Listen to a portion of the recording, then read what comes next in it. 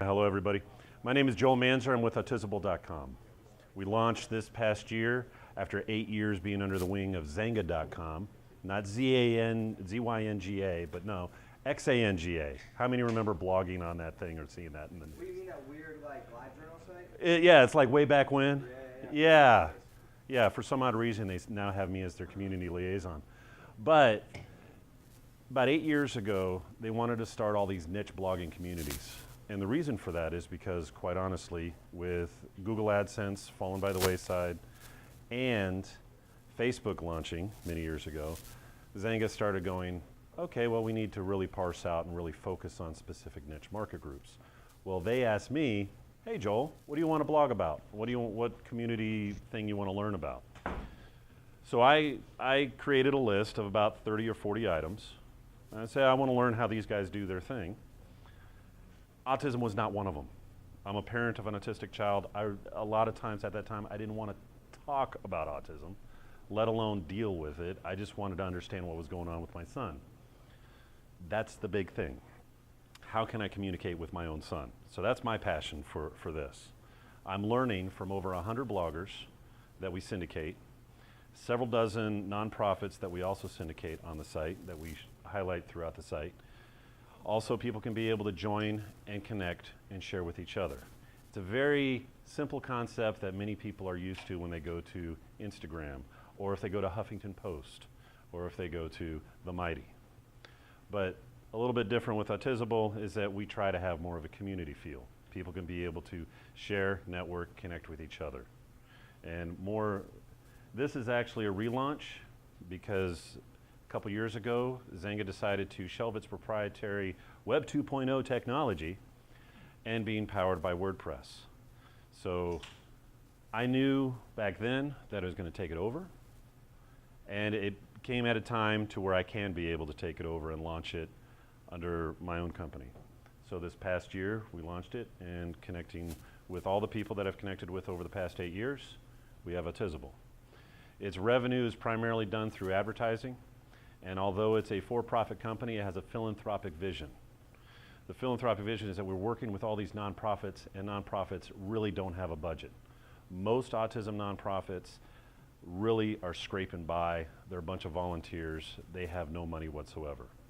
Autisble is an opportunity to be able to have their content pour into this site. Other people can be able to see it. It raises their SEO, along with being able to share what it is that they're doing that can have an impact on the whole autism community. The other aspect of Autisble is that it provides an opportunity for the community itself to be able to learn from each other. There's all these little semantics. How many of you really understand autism? And I can guarantee you, myself, I'll put my hands down. And I have a 13-year-old son who's on the spectrum. I'm still just trying to learn how to communicate with him. There are people who have high-functioning Asperger's who I can have a conversation with you any day of the week. Not a problem. My son is essentially nonverbal. How do I know what's going on with him? Well, there are a few people that are nonverbal autistic that blog. One of them you've probably seen in the news. Her name is Carly Fleischman. She's nonverbal. She's been on the news. She's been on the Ellen Show. She's been on all the other things. We syndicate her content.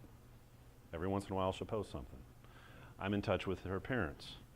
So it allows me the opportunity to be able to say, how did you do this? How did you talk to her? What did she do?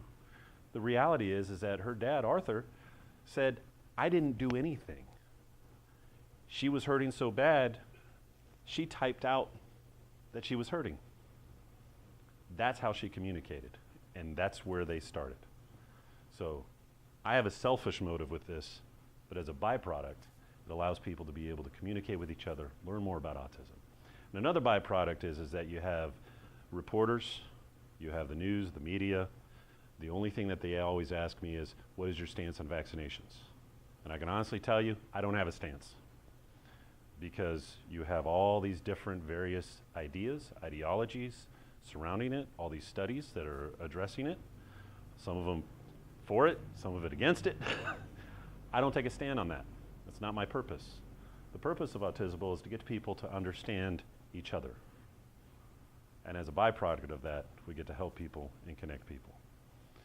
So you have stories like this, neurodiversity and phantoms. This, the guy who actually, the person who actually wrote these couple of posts. There's one lady, she has high functioning autism, Asperger's. She died hard in trying to learn how to communicate. She actually was somebody who came across from Zanga and started blogging. Yes? For, say if I was an individual myself who actually really never was in contact or ever had a conversation with somebody that was autistic, Mm-hmm. or somebody that was maybe deaf, has a communication barrier. Right. I lost my train of thought. But Got it right. these are pretty, I was just going to say that this is definitely something different and interesting that if I didn't know anything about that person that was autistic, how could I communicate with them in an emergency? That's Well, something that I would like to know too, along with not only being able to contact people who bad, but it's something that happened, right. they weren't around by somebody that was a caretaker, how would I know to be able to communicate with somebody that's just That's a very good question.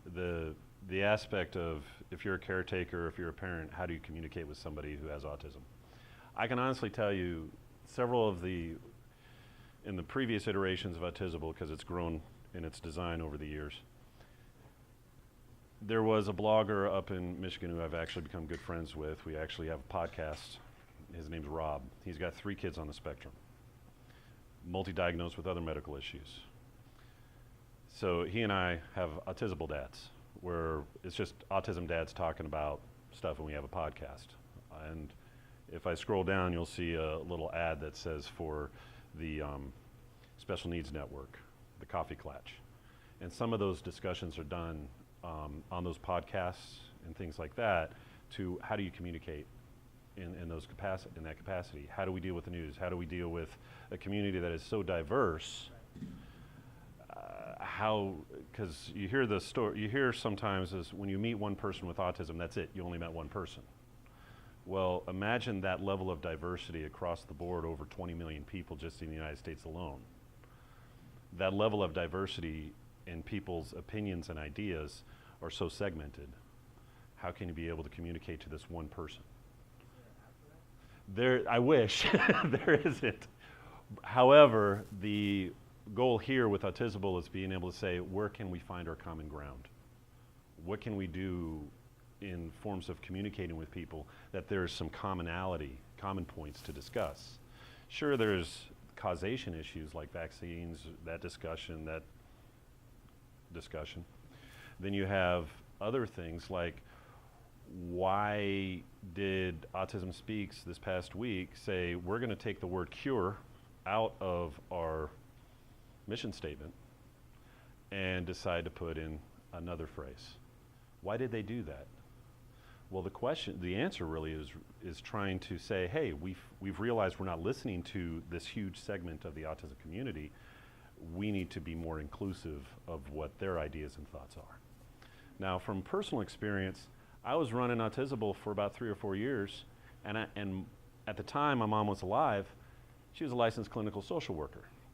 And so, of course, I would get all of the professional, how to do this with your kid, the state should be able to pay for it, all those types of things. The struggle that most autism parents deal with is there's not one way to deal with every child. You have to actually go through every step of the process to get the services for your kid. And when you're dealing with a kid that has a what they call mental disability, that label, it's very difficult to be able to say, oh, they have these series of issues, because you have to prove it. Prove it with all the doctors, prove it with all the therapists, prove it with all the other people. Then you're going into IEP meetings, and it's a lot of out-of-pocket expenses. Parents don't have time or the money or expenses. I have had countless times in conversation with parents who have almost foreclosed or lost their homes because they've essentially gone bankrupt paying for just the basic services that they've had to fight for several years. There's all these stories on Autisble that relate to these struggles. But there's also the victories, where you hear kids and you hear adults, you hear parents, you hear caregivers talking about all the little victories like, oh wow, I learned something new, and they'll share it. or just something simple like that.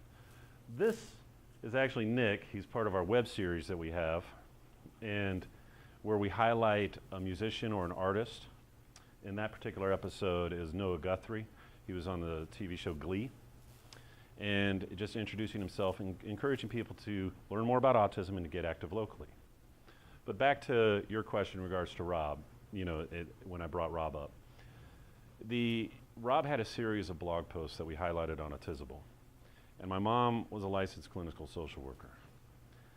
For many years, she and I would have animated discussions.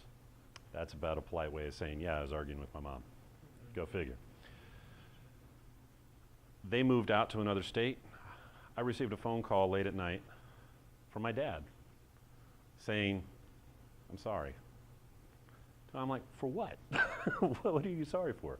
He said, well, we were reading some of the blog posts on your site, and we never realized the challenges that you guys have been trying to describe to us.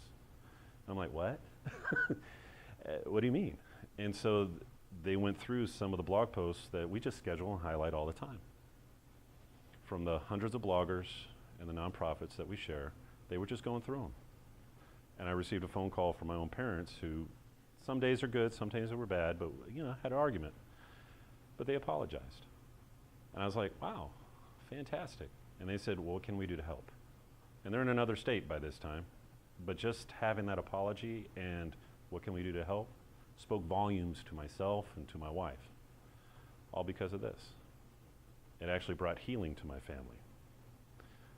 But I didn't find out until this past year that my mom contacted Rob via email because she saw an article that was highlighted, and we cited the source as Rob's website.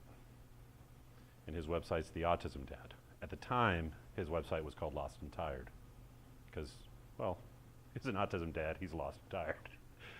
But he ran a series of blog posts where he gathered other bloggers together to talk about things like elopement, where you have over 50% of those diagnosed with autism have a tendency to run away, and all of the other issues associated with it. And my parents just gravitated towards that and realized what my wife and I have to deal with our son. But I didn't realize it until this past year, and my mom passed away 2 years ago. And Rob read me the email. He told me what was up. And I went, yeah, that's my mom. The exact words that she would use. And I just knew. And he told me where it came from, and I went, yep, that's my mom. So that was really cool. A year after my mom passed away, still had a little bit, oh, that's pretty cool moment. But that's the reason why Autisble, there's a lot of heart. I have a few editors helping me out, volunteering their time. Ads, traffic prior to Zane taking over. I'm dropping. The ads prior to taking over the traffic to the site 2 years ago was approximately 100,000 page views a month. 30 to 40,000 unique IP addresses per month. And then, of course, Zanga changed things up. So this past year, we changed it out. Now we're about 3 to 4,000 page views a month, and we're just getting back started on just about every major social media network out there, pushing content out. Twitter account's very active, and retweeting anything autism related. We don't care if it's good, bad, ugly, people get rude, doesn't matter. We're gonna retweet it. And here's why.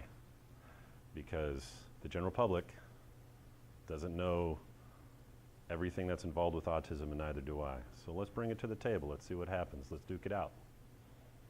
So that's why Autisble's around. It's one of our advertisers. Advertising right now is running about 40 to 50 bucks a month.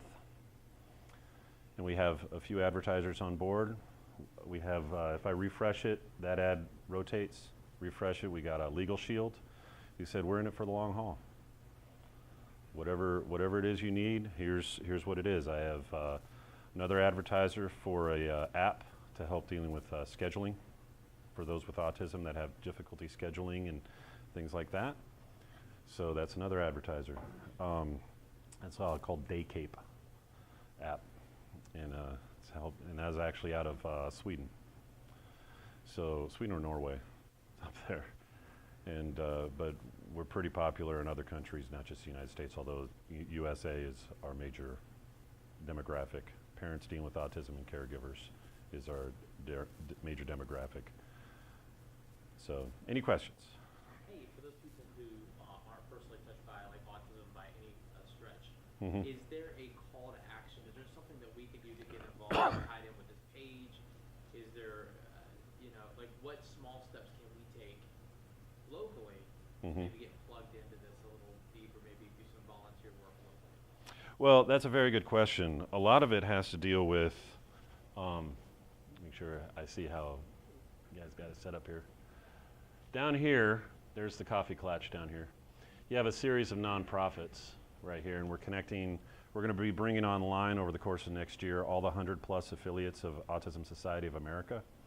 So each of them will have an account here. The biggest thing that I can really encourage people to do is just find a local organization. And there's Tidewater Autism Society here. I just met yesterday with the folks at Ability Center of Virginia. They're out towards Virginia Beach, and just learn about it, get active. And Ability Center actually does more than just autism. So, for those who don't know about autism, studies are showing that it's actually increasing. Yeah. So, 5 years ago, there was one in about 100.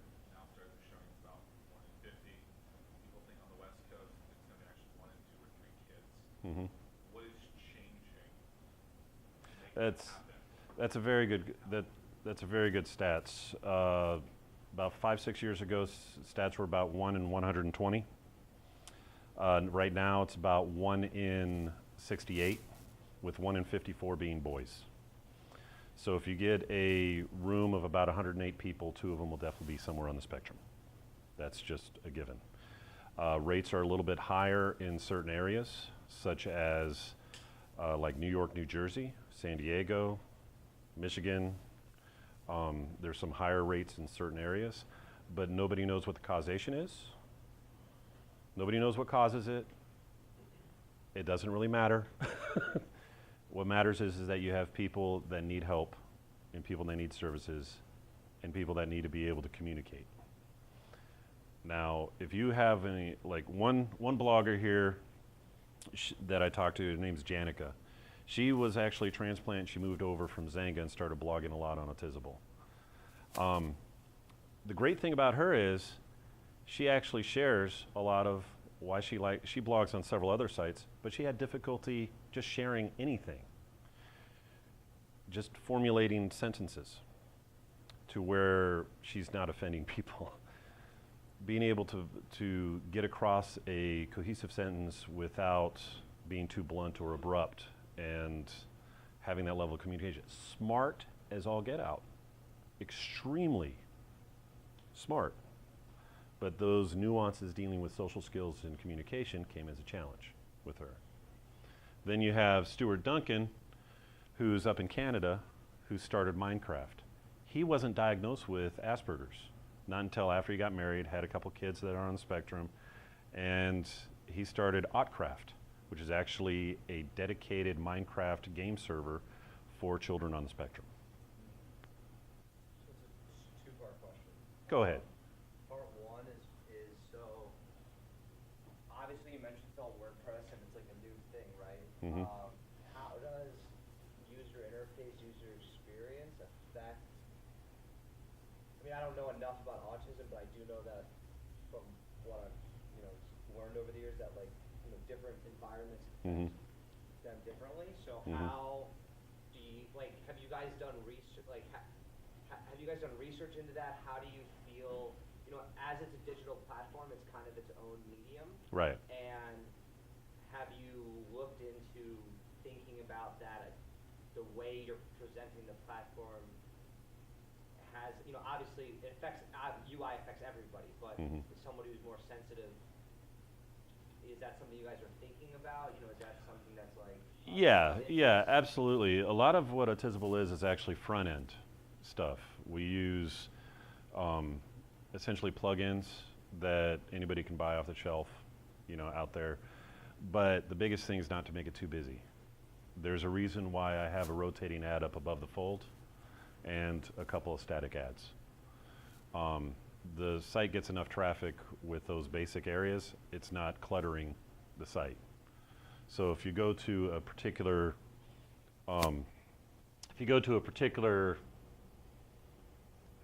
page, just gonna let that go here. Hey, look, there's Hatch. And you go down here, it's just real simple as far as the level of clutter. You know, it's just keeping it to a minimum, what people expect from a regular website. As far as an account on the page, you have essentially not really a news feed like Facebook, but people, you have your wall. You could be able to share on each other's walls. You could be able to follow each other, things like that. Go ahead. I have two quick small questions. Go ahead. One being, do you guys have an email newsletter list you send out? We're developing our email newsletter. So absolutely, that is on the way. And then I was going to ask two more personal questions maybe. But, with your son in the last 13 years, what have you learned most about yourself and things in the process? I have more patience than I realize. I've learned how inadequate I am. That no matter what I try to do, my son is his own person. The biggest thing that I've learned in the process of Autisble and in the process of just being a parent, realizing that no matter what hopes and dreams I had of being a dad, it doesn't matter whether my son has autism or not. That's him, he's his own person. And so those dreams that I had, they're not lost. They're just different. So now I'm more excited about seeing him develop and seeing what he's going to become, rather than going, oh, is he going to go to this baseball game and be a great baseball player? That doesn't matter to me. I'm excited about the aspect of, awesome, he didn't have a meltdown this week. And he's happy. And he's using more words. That's the level of communication that he's able to convey to me. And when I'm looking at getting off from my regular job and I go home, that I hear from my wife and I hear my son in the background excited because he knows it's that time of day where I'm coming home. So those are the moments that you appreciate just being a parent. And everything else is just set aside. So. Andrew Autisble, thank you so much. Great job there. Thank you.